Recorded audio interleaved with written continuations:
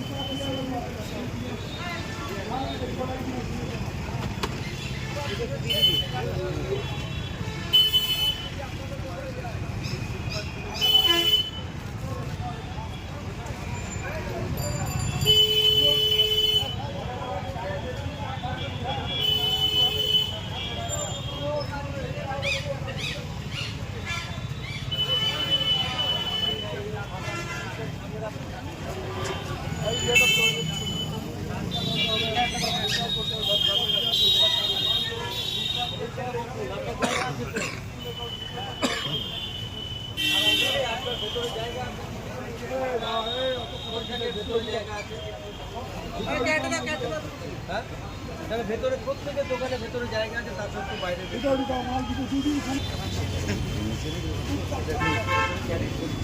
দোকান আর আপনি পুরো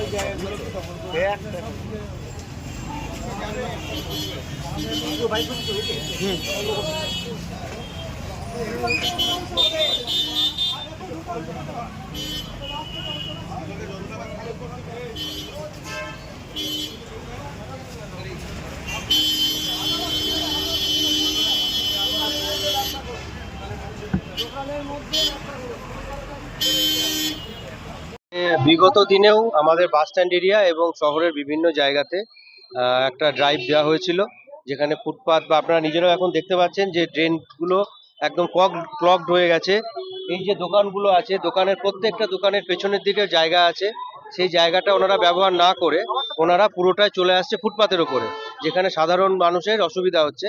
আমরা আজকে এখানে এসে আমাদের এখানে পুলিশের তরফ থেকে আছেন, আমাদের মিউনিসিপ্যালিটি থেকে আছেন, প্রত্যেকে আমরা যারা বিভিন্ন প্রশাসনিক জায়গাতে আছি প্রত্যেকেই আমরা আছি এখানে।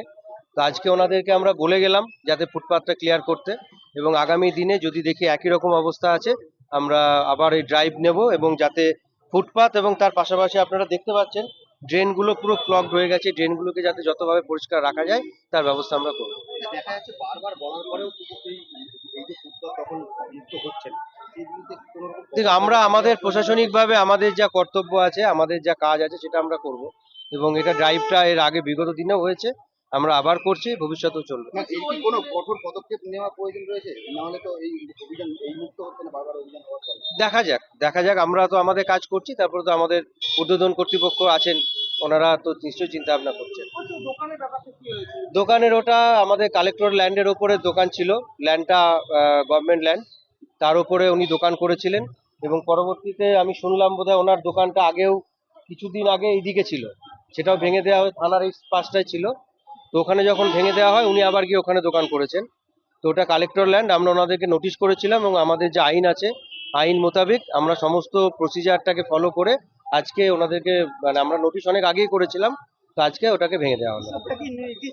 বোধহয় জেরক্সের দোকান ছিল। কোনটা? এদেরকে দেখুন, টাইম তো আজকেই বলে দিলাম যে সরিয়ে নেওয়ার জন্য, তো এরপরে আমরা আবার আসবো, 2-3 দিন 4 দিন পর আবার আসবো, এসে একই অবস্থা থাকলে তখন আমরা আমাদের ব্যবস্থা নেবো। এখানে তো টোটো বা এই গাড়ি ও বিভক্ত জ্যাম করে থাকে। দেখুন, সব তো আর একদিনে ঠিক হবে না, আমরা ধীরে ধীরে এগোচ্ছি এবং যাতে শহরবাসীর অসুবিধা না হয়, চলাচলের যাতে কোনো সমস্যা না হয়, আমরা পুরো বিষয়টাই আমরা দেখছি। এটা বলতে হবে না।